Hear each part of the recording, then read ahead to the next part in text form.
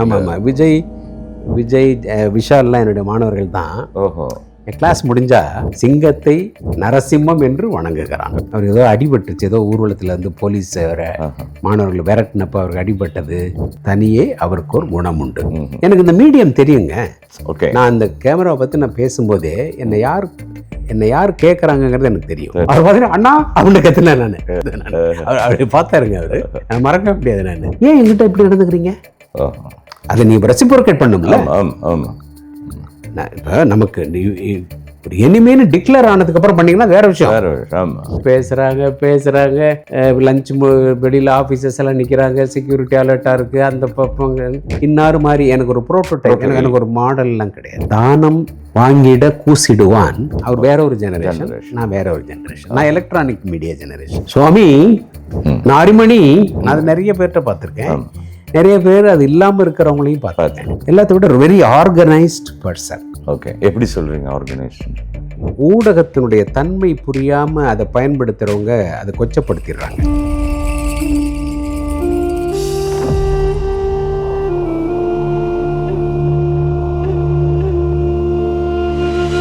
மக்களால் நான், மக்களுக்காகவே நான்.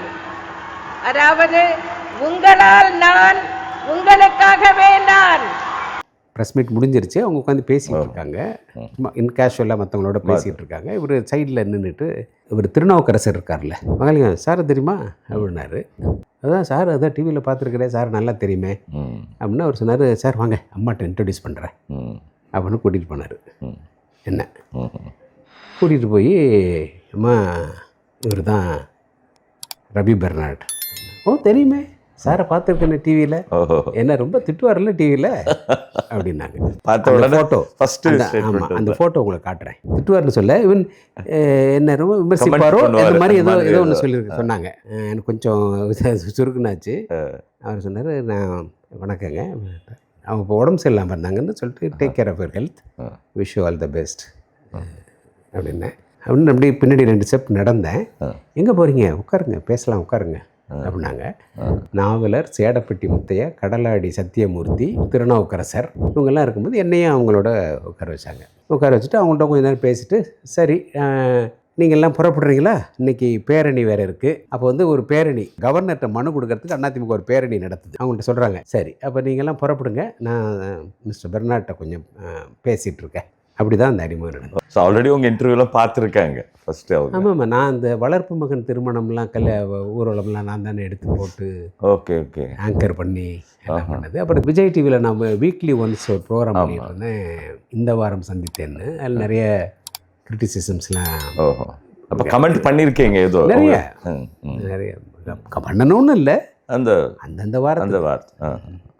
ஸோ அதுதான் ஃபஸ்ட்டு. அதான் அப்படி தான் முதல் சந்திப்பு. அது எப்படி நெருக்கமானது அது ஏன்னா அவங்களை நெருங்கவே யோசிக்கக்கூடிய காலகட்டம் அது. உங்களை ஃபர்ஸ்ட் மீட்டிங்லேயே உட்கார வச்சு பேசியிருக்காங்க. ஆமாம், அவ்வளோ ஒரு ரெஸ்பெக்ட் கொடுத்துருக்காங்க. அது எப்படி நெருக்கமானதுக்கு எப்படி? அது நெருக்கம் அப்படிங்கிறத விட, நீங்கள் ஒருத்தரோட ரொம்ப 24 மணி நேரம் கூட இருக்கணும்னு அவசியம் இல்லை. சில பேரை பார்த்தோன்னே நமக்கு பிடிக்கும். சில பேரை பார்த்தோன்னையும் அது என்னோ கண்கள் எங்கே சென்றன அங்கே, அந்த மாதிரி இனம் என்ன மொழி என்ன அது ஏன் ஈடொன்றும் கேளாமல் என்னை அங்கு கொடுத்தேங்கிற மாதிரி கூட இருக்கும். சந்தித்த வேளையில் சிந்திக்கவே. ஆமாம், அந்த மாதிரி ஒரு வார்ம்த் இருக்கும் அவங்களுக்கு. She was a very warm person. Okay. சில பேரெல்லாம் ஏன்டா வாழ்க்கையில் சந்திச்சோன்னு நமக்கு ஃபீல் ஆகிடுவோம். இவங்க அப்படி இல்லை, இவங்க ஒரு வார்ம் பர்சன். அவங்கள சந்திச்சாக்க அவங்கள விட்டு பிரிய மனசு வராதுங்கிறதுக்கு ஒரு ஒன்று சொல்கிறேனே. அமெரிக்காவினுடைய பிரசிடெண்ட்டாக ஒபாமா இருக்கும்போது வெளியுறவுத்துறை அமைச்சர், செக்ரட்டரி ஆஃப் ஸ்டேட்னு சொல்லுவாங்க அந்த ஊரில், ஹில்லரி கிளின்டன் சென்னைக்கு வந்தாங்க. சீஃப் மினிஸ்டரோட 12 minutes அப்பாயின்மெண்ட். ஓகே. அவங்களுக்கு 12 நிமிஷம் தான் டைம். மேடமோட. ஆமாம், Hillary Clinton gave 12 minutes to be with madam Jayalalithaa. அதுக்கப்புறம் அவங்க எங்கேயோ போகணும். அவங்க பேசுகிறாங்க. லஞ்ச் வெளியில் ஆஃபீஸர்ஸ் எல்லாம் நிற்கிறாங்க, செக்யூரிட்டி அலர்ட்டாக இருக்குது. அந்த பப்பங்க யூஎஸ்ஐஎஸ் போனவங்க, கான்சுலேட்டுக்கு போகணும், என்னென்னோ வேலை அவங்களுக்கு. ஓகே. ஒரு 1 hour 1.5 hours அவங்க பேசிட்டு லஞ்சு கூட ஒன்றா போகலாம், but I have other appointments, okay. I hope we meet again அப்படின்ட்டு அந்த அம்மா பிரிஞ்சாங்க, ஹில்லரி கிளின்டன். அந்த மாதிரி ஒரு ஒரு வார்ம்த் இருக்கும் அவங்களுக்கு. ஓகே. அந்த வார்ம்த் எதுலேருந்து வருதுன்னா அவங்களுடைய மனிதாபிமானத்துலேருந்து வரும். எனக்கு தெரிஞ்சு என்கிட்ட பேசும்போதும் சரி, மற்றவங்கள்ட்ட மற்ற ஒரு இடத்துல மேடையில் பேசும்போதும் சரி, தப்பி தவறி கூட மரியாதை இல்லாமல் ஒரு வார்த்தையை அவங்க சொன்னதில்லை ஒருத்தரை பற்றி. ஓகே. மிஸ்டர் பெர்னார்டு தான், திரு கருணாநிதி தான், திரு இன்னார் தான். அந்த வார்த்தை பிறழ்ந்தே வராது. சில நேரங்களில் அவங்க ரொம்ப சண்டை மாறுதம் பண்ணிடுவாங்க. சில நேரத்தில் வந்தாங்கன்னா ரொம்ப கோபப்பட்டாங்கன்னா அவங்களுடைய ஒரு தடவை சொன்னாங்க ஒரு அக்கேஷனில், இவ்வளவு நியாயமாக நான் இருக்கும்போது நீங்கள் எங்கிட்ட இப்படி நடந்துக்கிறது தவறாச்சேம்பாங்க. நான் I didn't offend you, I respect you, ஏன் எங்கிட்ட இப்படி நடந்துக்கிறீங்க? அதை நீ ரெசிப்ரோகேட் பண்ணும்ல. இப்போ நமக்கு ஒரு எனிமேனு டிக்ளேர் ஆனதுக்கப்புறம் பண்ணிங்கன்னா வேறு விஷயம். ஏன் இப்படி என்ன சீட் பண்ணுறீங்க? அந்த கோபம் தான் அவங்களுக்கு. அந்த கோபம் அது நியாயம் தானே. விசி காண்டேக்கர் சொல்லுவார், ரௌத்திரம் என்பது ஒரு ஆபரணம், அதை அவ்வப்பொழுது பெண்கள் அணிந்து கொள்ள வேண்டும் பார். அது மாதிரி அவங்க சில நேரத்தில் ரொம்ப கோவப்பட்டுருவாங்க. என்னென்னா இது நியாயமே இல்லையே, அன்ஃபேர் அப்படிம்பாங்க. அது மாதிரி அவங்க ரொம்ப நியாயமாக அந்த அந்த அந்த அவங்கள்ட்ட ஒரு பண்பு இருக்கும்.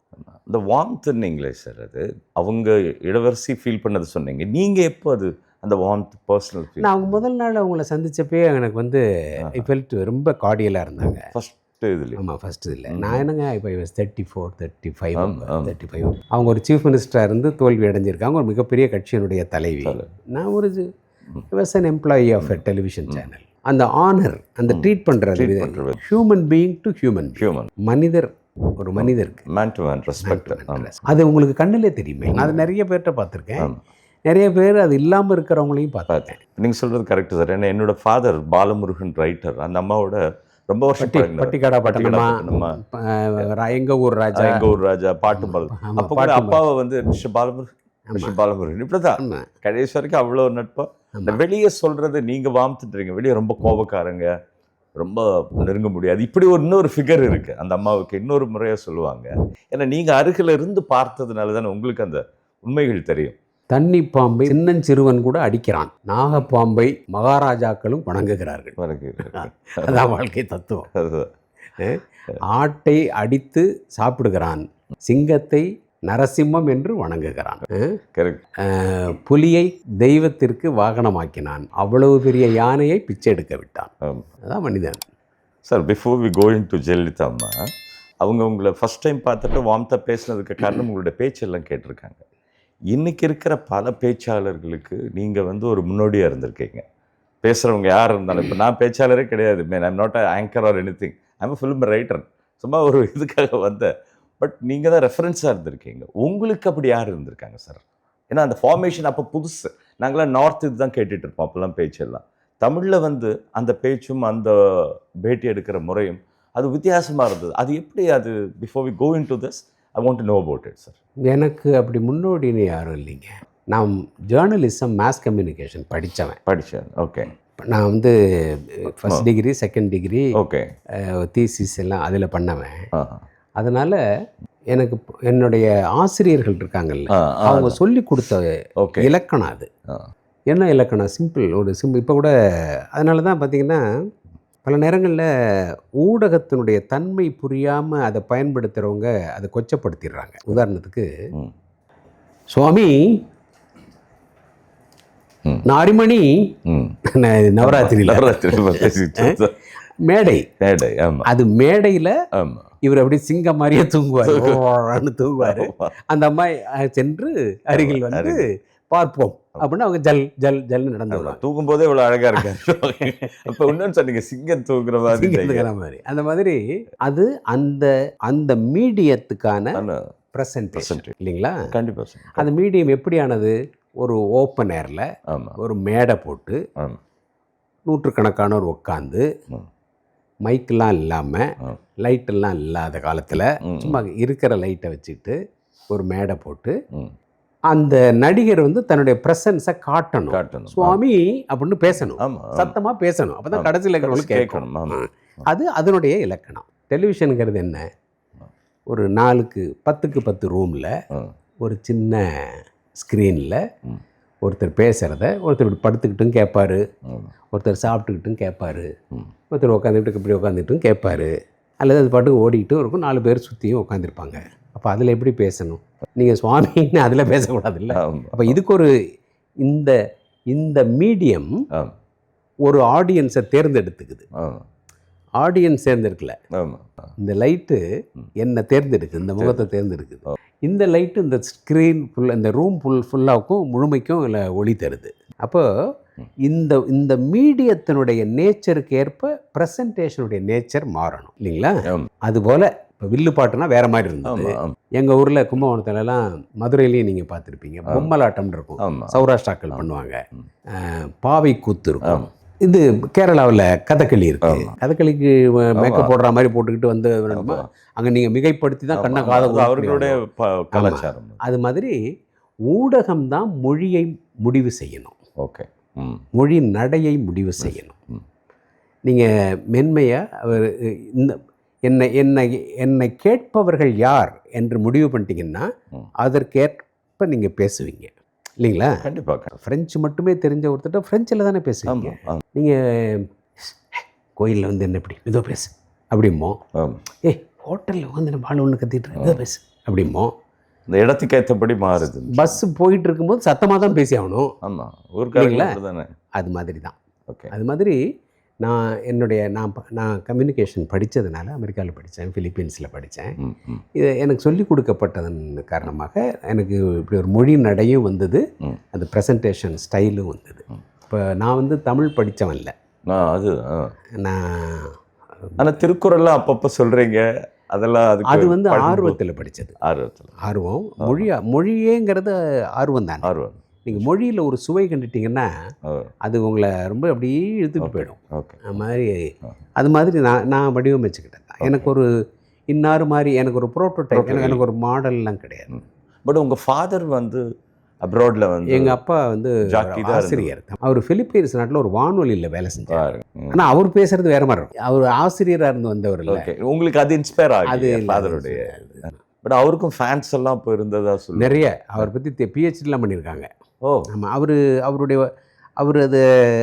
அவர் ஒரு ட்ராமட்டிஸ்ட். ஓகே, நாடக நடிகர், நாடகம் எழுதுவார், புக்கு கூட எழுதி. ஆமாம், புக்கெல்லாம் இருக்காரு, நிறைய பண்ணியிருக்காரு. அதனால் அவருடைய ஸ்டைலுங்கிறது வேற. Okay okay. அவர் ஒரு ஜெனரேஷன், அவர் வேற ஒரு ஜெனரேஷன், நான் வேற ஒரு ஜெனரேஷன், நான் electronic media generation. Okay okay. இல்லை, உங்கள் காலகட்டத்திலே பல பேர் இருந்தாங்க, பட் யூ ஹேவ் பீன் எக்ஸல்ட். அதுதான், அது வந்து என்னென்னா, அது என்ன, அது நீங்கள் என்ன கேப்சர் பண்ணீங்க, இப்படி பண்ணால் நல்லா இருக்கும்னு கேப்சர் பண்ணீங்களா? அப்படி இல்லை, நான் படித்தது தான், ஸ்கூலில் படித்தது, காலேஜில் படித்தது, வாத்தியாருங்க சொல்லி கொடுத்தது தான். அது நான் எனக்குன்னு உருவாக்கிக்கிட்டது தான். எனக்கு இந்த மீடியம் தெரியுங்க. ஓகே, நான் இந்த கேமராவை பற்றி நான் பேசும்போதே என்னை யார் கேட்குறாங்கங்கிறது எனக்கு தெரியும். அப்போ கேட்பார் பிணிக்கும் தகையவாய் கேளாரும் வேட்பம் மொழிவதாம் சொல். இப்போ கேட்குறவங்க யாருன்னு தெரிஞ்சு அவரை பிணிக்கணும்ல. நான் அவர் பிணிக்கும், கேட்பார் பிணிக்கும் தகையவாய் நான் பேசணும்ல. அது நான் அங்கே கற்றுக்கிட்டது தான். நீங்கள் இதை சொல்கிறீங்க, என்னுடைய வகுப்புகளை நீங்கள் இங்கே உட்காந்துருந்தீங்கன்னா, என் வகுப்பு என் கிளாஸ் முடிஞ்சதுன்னா பையனுக்கு வெளியே போகவே மாட்டான், அங்கேயே உட்காந்துருப்பான். அந்த விஜய்லாம், ஆமாம், விஜய் விஷால்லாம் என்னுடைய மாணவர்கள் தான். என் கிளாஸ் முடிஞ்சா அடுத்த கிளாஸுக்கு போகணும்ல, சார் நான் பேசுங்க சார்.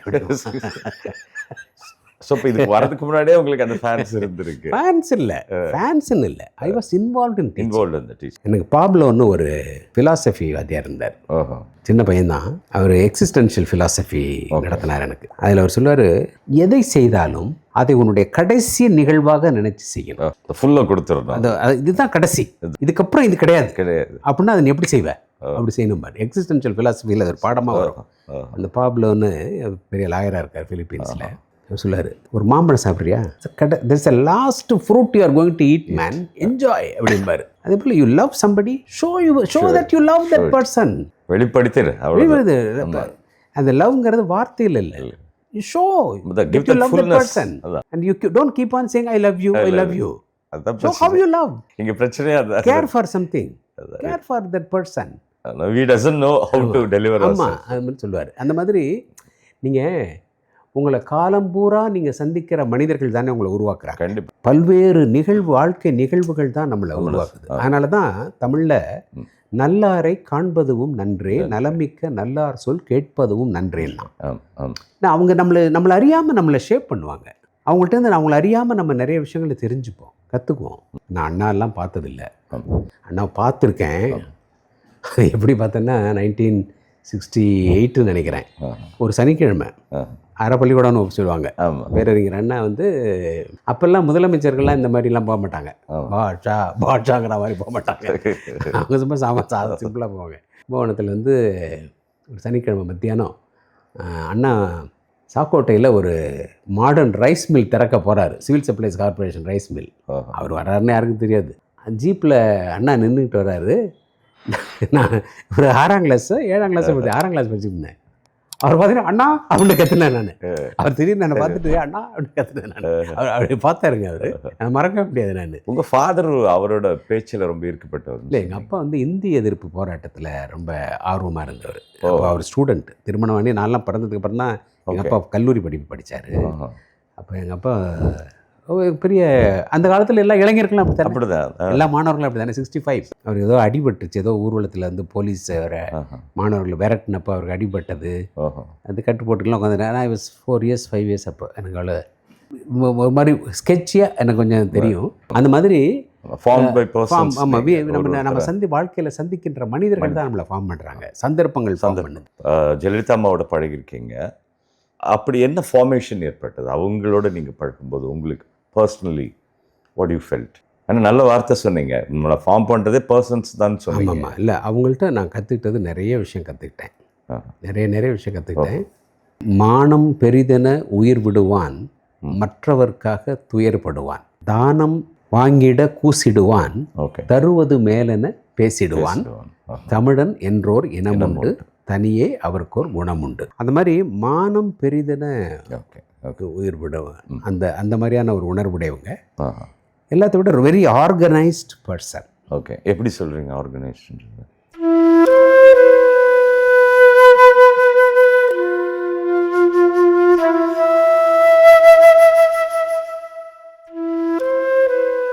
இந்த பி குட் சேனலில் நல்ல விஷயம்ன்றதுனால நீ எல்லாருக்கும் போய் சேர்ற மாதிரி நல்ல எல்லாருக்கும் ஷேர் பண்ணணும்னு உங்களை பணியும்பா கேட்டுக்கொள்கின்றேன்.